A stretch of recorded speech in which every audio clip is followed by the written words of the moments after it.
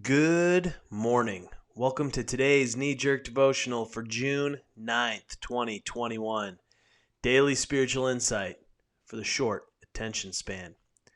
Our passage this morning is Luke 19:11 through 27. It goes like this. While he had their attention, and because they were getting close to Jerusalem, by this time, and expectation was building that God's kingdom would appear any minute, he told this story. There was once a man descended from a royal house who needed to make a long trip back to headquarters to get authorization for his rule and then return. But first he called 10 servants together, gave them each a sum of money, and instructed them, "Operate this until I return." But the citizens there hated him, so they sent a commission with a signed petition to oppose his rule. "We don't want this man to rule us." When he came back bringing the authorization of his rule, he called those 10 servants to whom he had given the money to find out how they had done. The first said, "Master, I doubled your money." He said, "Good servant, great work. Because you've been trustworthy in this small job, I'm making you governor of 10 towns.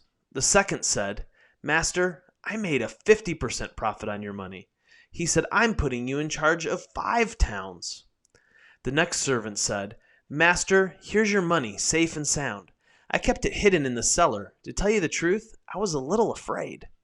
I know you have high standards and hate sloppiness and don't suffer fools gladly." He said, "You're right that I don't suffer fools gladly, and you've acted the fool.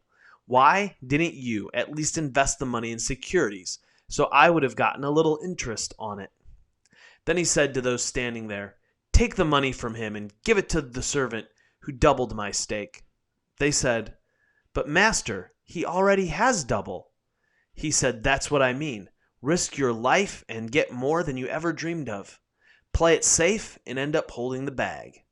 As for these enemies of mine who petitioned against my rule, clear them out of here. I don't want to see their faces around here again."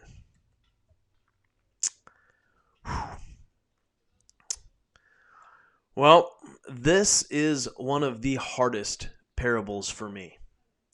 It doesn't fit into the nice and neat categories that other parables do. It also raises so many questions in my mind that probably most of you aren't interested in. So, be prepared to be a bit bored. Truly, in these knee-jerk devotionals, I don't study up on them. My process is simply pray, read, respond, publish. That's it. This is my daily reading of Scripture and personal journaling through it. But this parable, it challenges me. Here's the thing. I struggle with this parable because the traditional interpretation of it just doesn't sit right with me.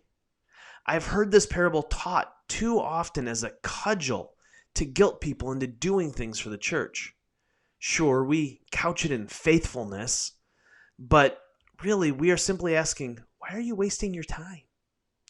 This morning, as I was thinking about it again, there was a sense of guilt and shame that washed over me about this passage. Am I really being faithful? Have I taken what God has given me and multiplied it? Am I a good servant? These questions led me into a spiral of shame. And I'm left wondering, where is the grace in this parable? Where is the mercy? The traditional interpretation is that Jesus is the king figure in this story. But the description of the king doesn't jive with the picture of Jesus from the rest of the gospel. Jesus says that his yoke is easy and his burden is light. He had just said that he had come to find the lost.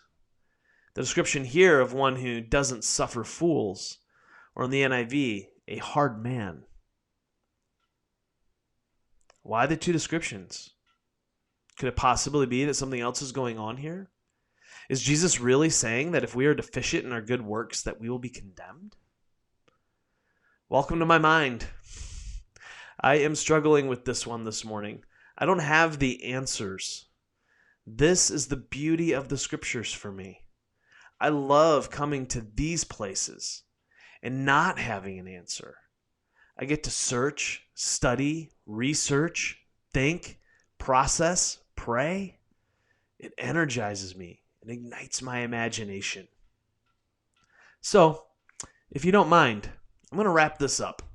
I have some thick books to start digging through and some time to be spent on Google Scholar.